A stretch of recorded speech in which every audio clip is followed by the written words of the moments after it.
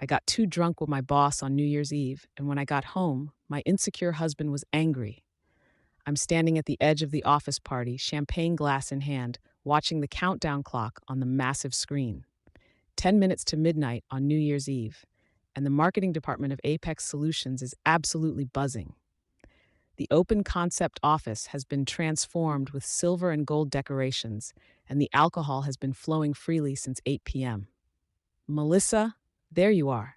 Jack, my boss, appears beside me with 2 shots of tequila. We need to toast to your Anderson campaign. Absolute genius work. I take the shot glass, feeling that familiar warmth of pride wash over me. I think, this is it. This is the recognition I've been working for all year. I've spent countless late nights on this campaign while David sat at home watching his stupid documentaries. Thanks, Jack. I'm just glad the client loved it, I say, trying to sound humble while internally basking in the praise. Loved it? They're increasing their budget by 30% next quarter. Jack raises his shot glass. To Melissa Parker, the future creative director of this company. My heart practically stops. Creative director, the position I've been eyeing for the past 2 years. I quickly clink glasses with him and down the tequila, feeling it burn pleasantly as it travels down my throat. I check my phone. 3 texts from David. Are you heading home soon? Lisa and Mark are coming over for midnight. Melissa? The Johnsons are already here? Hello, at least let me know when you'll be home. I roll my eyes and slip my phone back into my clutch. I think, God, he's so needy. Can't he handle one social situation without me holding his hand? Lisa and Mark are his friends anyway. He should entertain them himself for once. Everything okay? Jack asks, already holding another drink. Just my husband, I say with a dismissive wave. He wants me to come home. Jack laughs. On New Year's Eve, when we're celebrating your success, tell him to pop his own champagne. I laugh too loudly and take the drink he offers. Exactly. I worked my ass off this year. I deserve this. By 12:30 a.m., I'm absolutely wasted. The office party has thinned out as people headed to secondary locations, but a core group, including Jack and several executives, moved to the Skyline Lounge across the street. I'm sitting in a plush booth, sandwiched between Jack and Stephanie from accounting. So then, I can barely control my laughter as I tell a story about David. He actually asked me if the luxury car in our campaign could be more fuel efficient because he was worried about the environmental message. I mimic David's concerned tone. I was like, babe, it's a Bentley. People buying it don't care about gas mileage.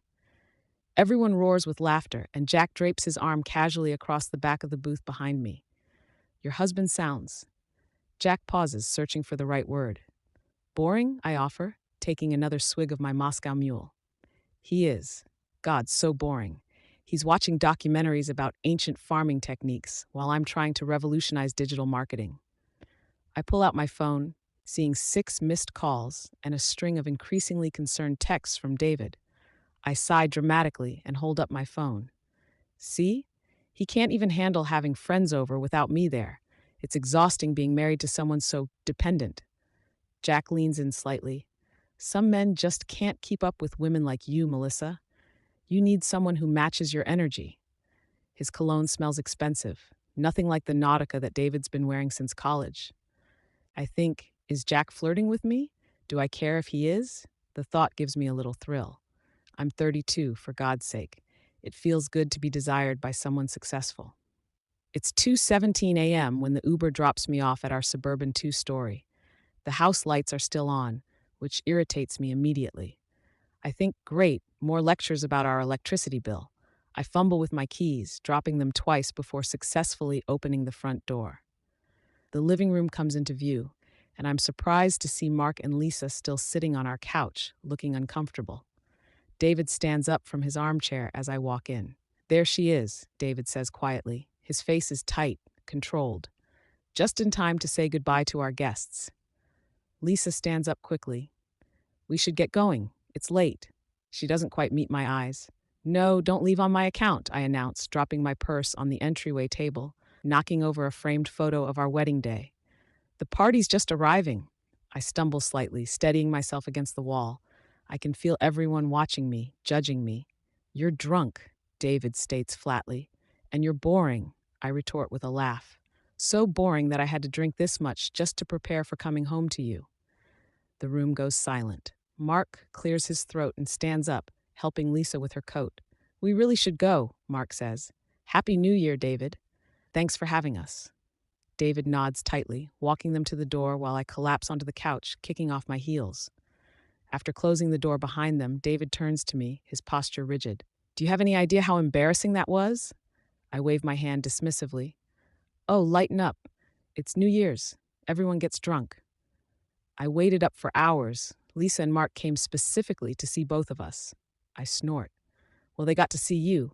That should be exciting enough, what with your fascinating knowledge of. I gesture vaguely, whatever ancient civilization you've been obsessing over this week.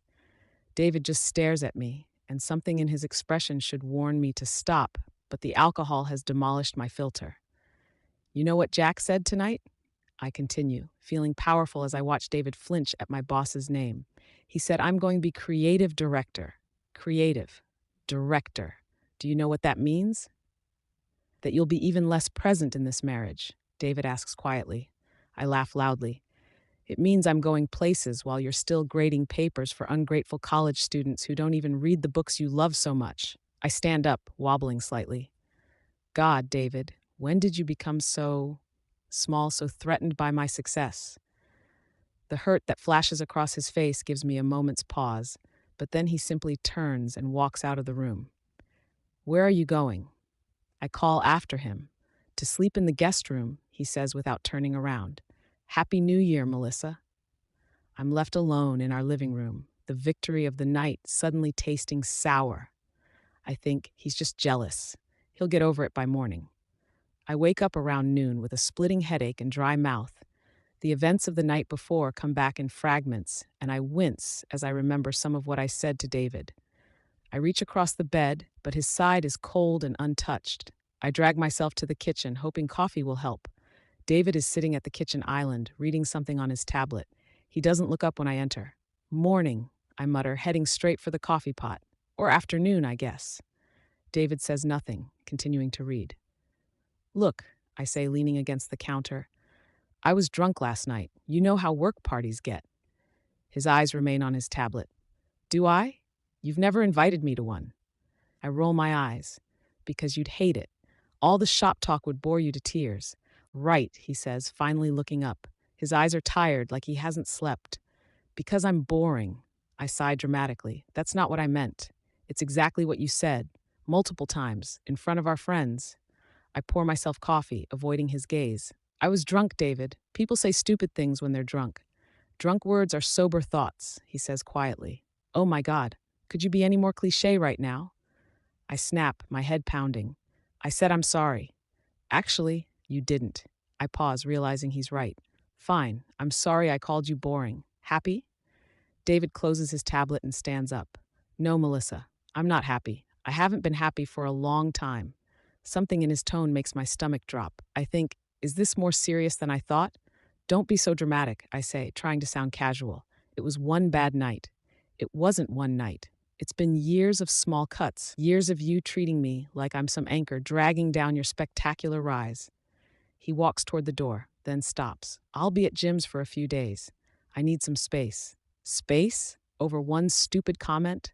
My voice rises. You're that insecure? David looks at me for a long moment.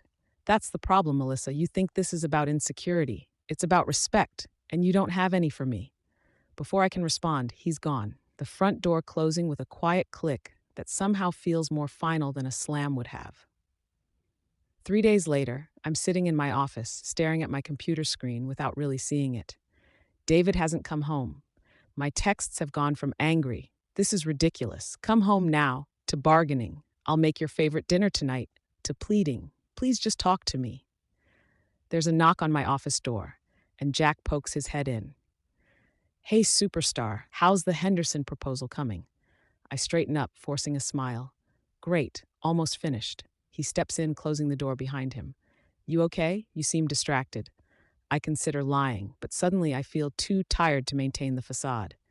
David and I are having some issues. Jack nods sympathetically, perching on the edge of my desk. The boring husband not understanding your ambition? His characterization of David makes me uncomfortable now. He's not, he's just different from me. Well, if you need to talk, Jack says, his hand briefly touching mine on the desk, I'm always here. Maybe over drinks? I look at his hand, then at his face. For the first time, I see something calculating in his expression. I think, has he been playing me? Using my ego to get me to work harder? I should really focus on fixing things with David, I say, pulling my hand away. Jack's friendly expression doesn't change, but something cools in his eyes. Sure thing. Just remember, the Henderson presentation is Thursday. I need your full attention on that. After he leaves, I sit back in my chair, a realization dawning. Jack never cared about my marriage problems. He cared about the campaigns I create for him. I reach for my phone to call David, then stop. What would I even say? I'm standing in our kitchen a week later, pushing food around on my plate. David finally agreed to come home for dinner to talk. He sits across from me, barely touching his food. I made your favorite, I say, gesturing to the roast chicken, with the rosemary potatoes you like. Thanks, he says, but continues eating mechanically. So, I begin, trying to sound casual. How have you been? Fine. He takes a sip of water. Jim has a comfortable guest room. The small talk is killing me. I put down my fork. David, I'm sorry, really sorry. What I said on New Year's was cruel and untrue. He looks up at me. Why did you say it then? I open my mouth, then close it, realizing I need to be honest. I think I wanted to impress Jack and the others. I wanted to seem like the ambitious one in our relationship. By tearing me down, I wince. It was wrong. I know that now. David nods slowly. It hurt, Melissa. Not just what you said, but realizing that's how you see me, as some boring weight you're dragging along while you race toward success. I don't see you that way, I insist, reaching for his hand. He doesn't pull away, but he doesn't squeeze back either. Don't you? You've canceled our last 3 date nights for work. You mock my interests. You exclude me from your work events.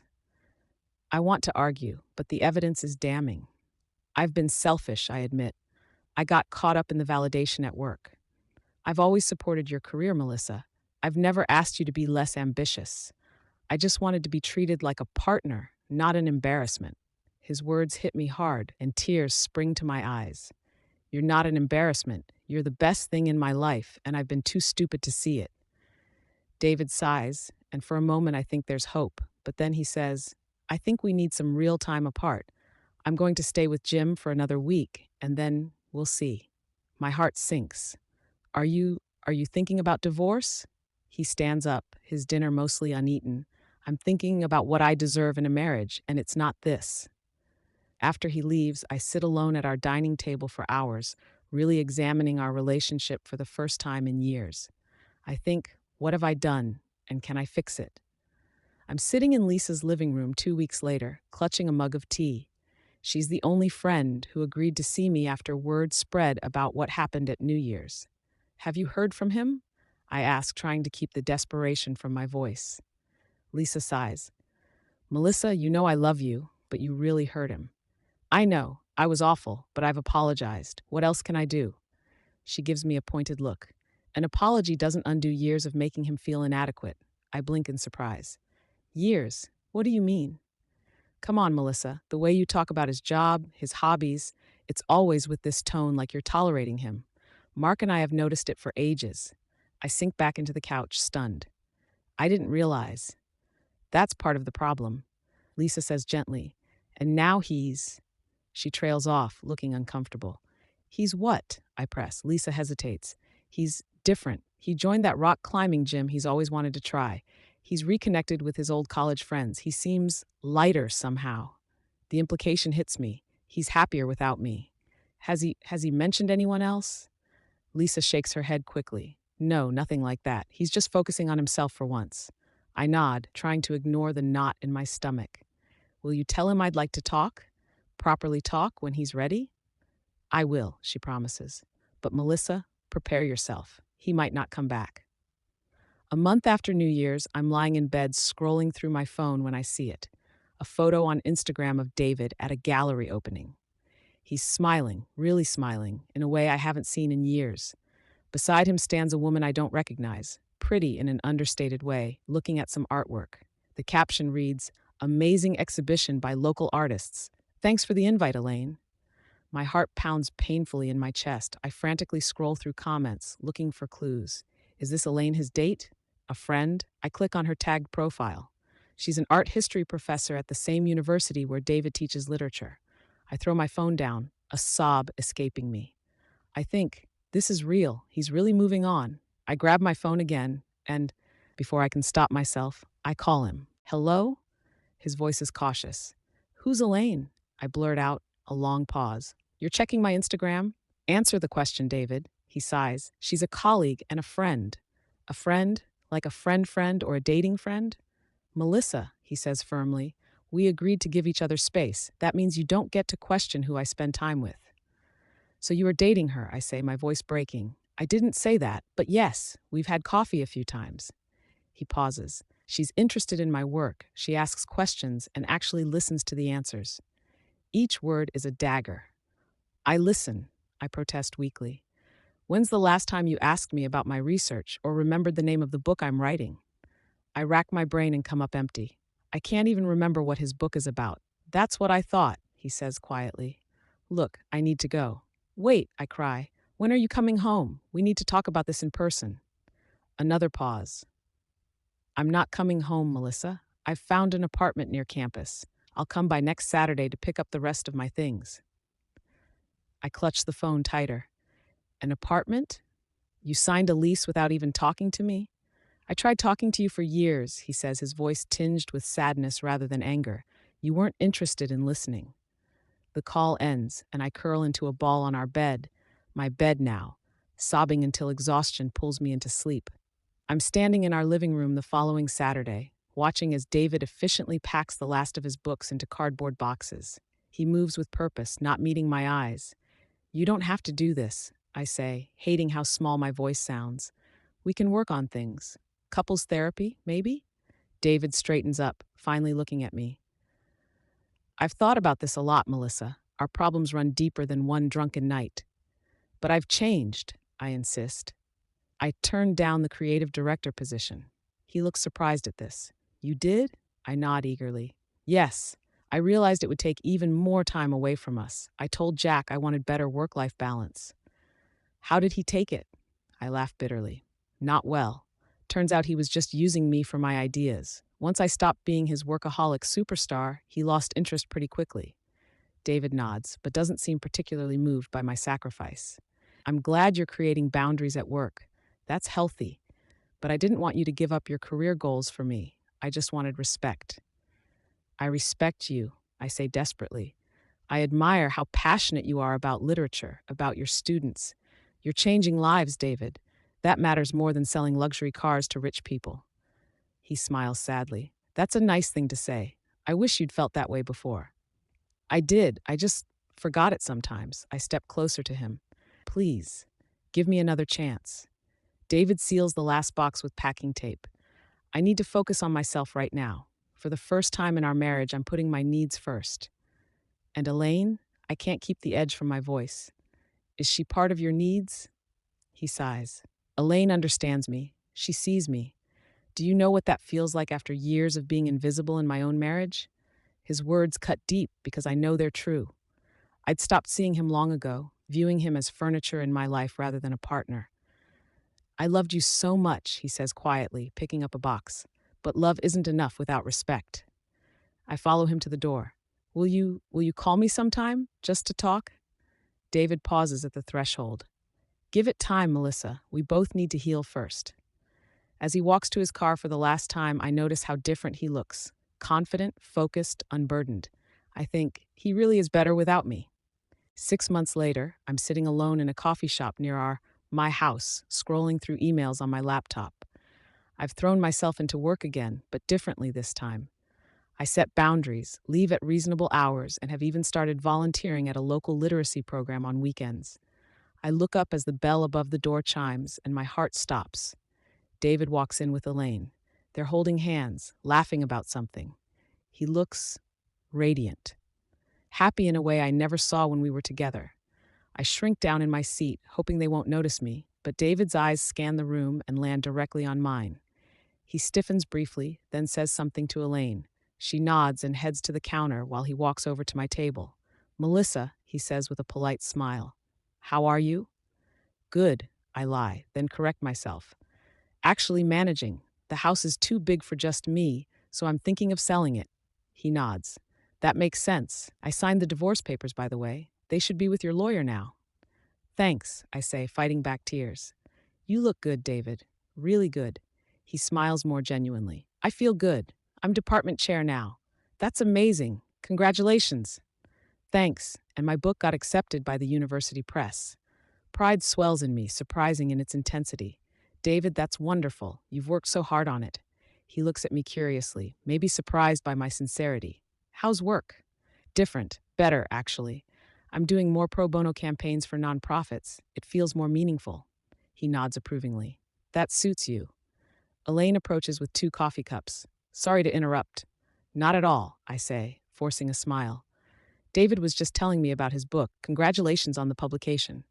Her face lights up. "Isn't it amazing? His analysis of pastoral imagery in post-war literature is groundbreaking." She looks at him adoringly. "I'm so proud of him." The way she speaks about his work, with genuine interest and admiration, makes my chest ache. That should have been me. "We should go," David says gently. "It was good seeing you, Melissa." "You too," I manage. "Both of you." As they walk away, I notice David's hand on the small of Elaine's back, a gesture of intimacy and protection he used to share with me. They fit together so naturally, so comfortably. I think that could have been us if I'd just seen him. Really seen him. I close my laptop and look around the coffee shop, at the couples engrossed in conversation, friends laughing together, solo patrons contentedly reading books. I'm alone, but maybe that's what I need right now. Time to understand where I went wrong and how to be better. As I gather my things to leave, I make a promise to myself. The next time I love someone, I'll remember to see them, respect them, and never take them for granted, because now I know exactly how it feels to be the one left behind.